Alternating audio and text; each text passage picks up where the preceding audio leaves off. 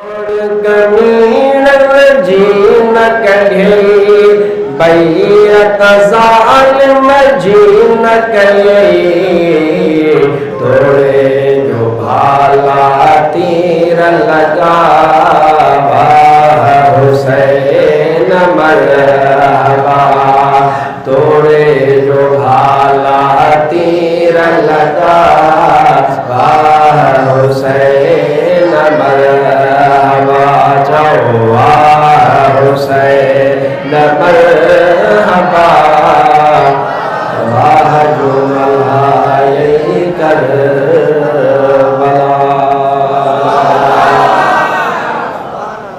मुझे महबूब जी हिकिड़ी हदीस वा उहा पढ़ां थो ऐं उन जो तर्जुमो बि ॿुधायांव थो ऐं थोरो तव्हां खां ॿ सुवाल पुछंदुसि मसइलो वाज़े थी पवंदो।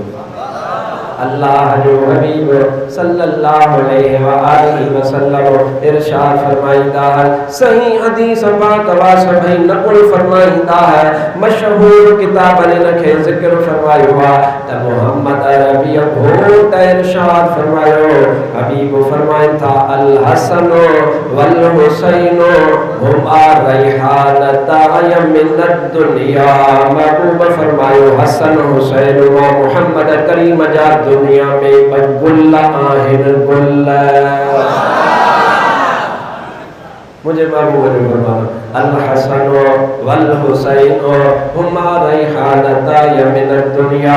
इन दुनिया में मुझा गुल आहे, हिकिड़े गुल जो नालो हसन वा, ॿिए गुल जो नालो हुसैन आ। अदा हेॾा तवजो फरमाइजा, जो कुझु थुड़ में हूंदो आहे उहो न वरी वण जे गुल में हूंदो आहे।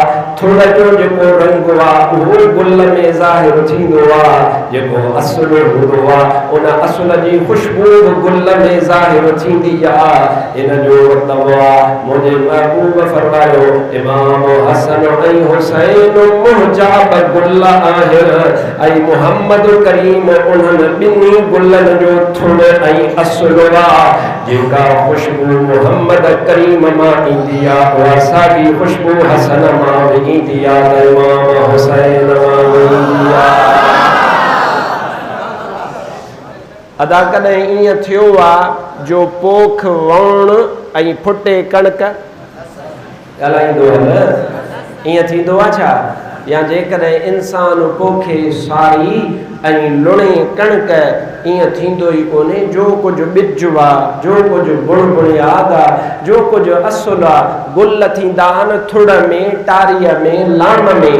उन जो हेठां थुड़ थींदो आहे, थुड़ खां पोइ उन में लामूं थींदियूं आहिनि, उन में टारियूं थींदियूं आहिनि, पोइ उन्हनि टारियुनि में गुल लॻंदा आहिनि। हदीस जो शरह त सम्झ न त मुस्तफ़ा करीम छा इरशाद फरमायो? महबूब फरमायो मुंहिंजा ॿ गुल आहिनि, असुल थियो मुस्तफ़ा, गुल थिया इमाम हसन ऐं इमाम हुसैन।